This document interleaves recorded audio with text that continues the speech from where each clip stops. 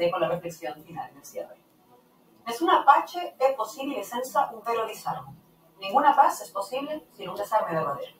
Esto es lo que dijo en su último discurso público el domingo que pasó el Papa Francisco a través de su colaborador ante cientos de fieles que lo escuchaban en la misa de Pascua.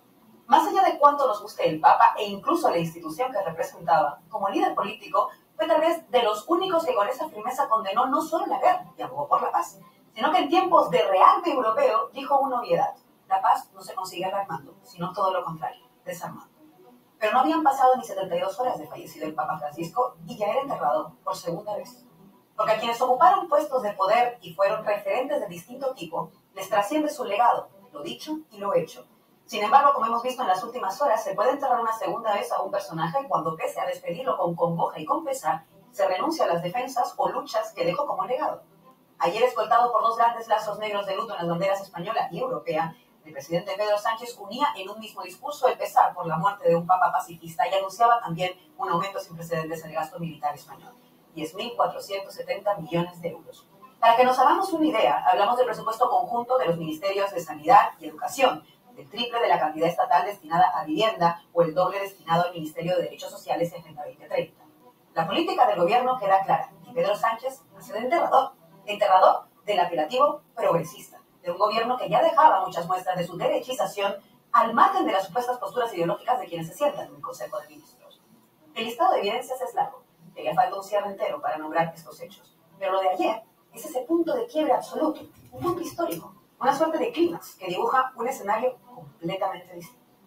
Porque no hablamos ya solo de un aumento exorbitante en materia militar, sino directamente de la intervención de la OTAN, es decir, de los Estados Unidos, en la economía española. Porque lo que está haciendo España, como lo plantea también la Unión Europea en su plan de rearme, es obedecer, no responder, sino obedecer las órdenes de Trump y de Rutte. Hay que decir que el presidente Pedro Sánchez siempre ha tenido el sentido de la oportunidad.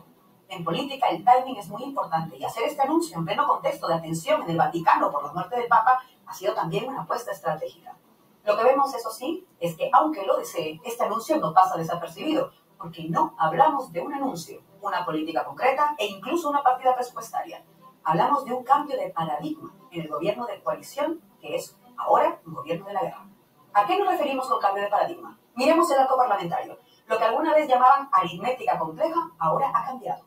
¿Qué pasaría si Pedro Sánchez lleva este plan al Congreso? Que se aprobaría. Que quedaría en evidencia que ya no hay una aritmética compleja en el Congreso, porque el gobierno ha tomado una decisión. La gran coalición de la guerra es mayoritaria. Esa es la foto que Pedro Sánchez quiere evitar, y por la misma razón hizo el anuncio ayer para evitar que se hablara de este plan.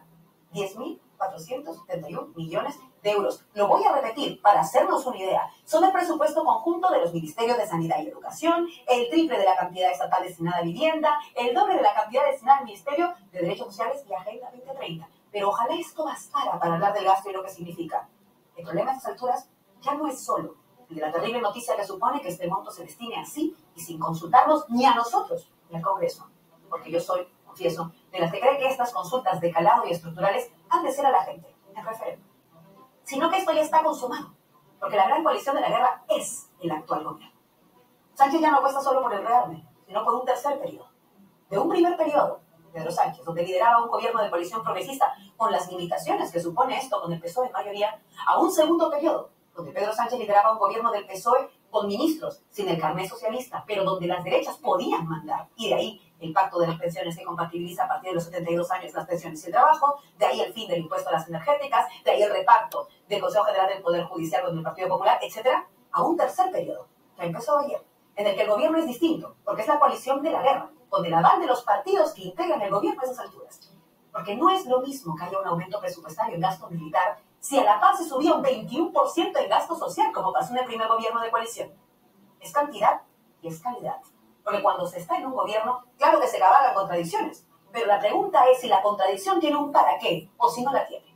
Si el para qué es lograr otra cosa, como la ley del solo sí es sí, o la ley trans, o el escudo social en la pandemia, o si el para qué es solo mantenerte en un sillón ministerial.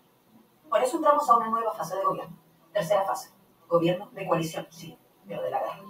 Y la legislatura entonces, como la conocíamos hasta ayer, ha cambiado. A estas alturas, y con esta claridad, les voy a dejar solo una pregunta en este cierre. Compañeros, compañeras, compañeros que nacieron del no a la guerra y el no a la OTAN, ¿a qué están esperando? Hasta mañana.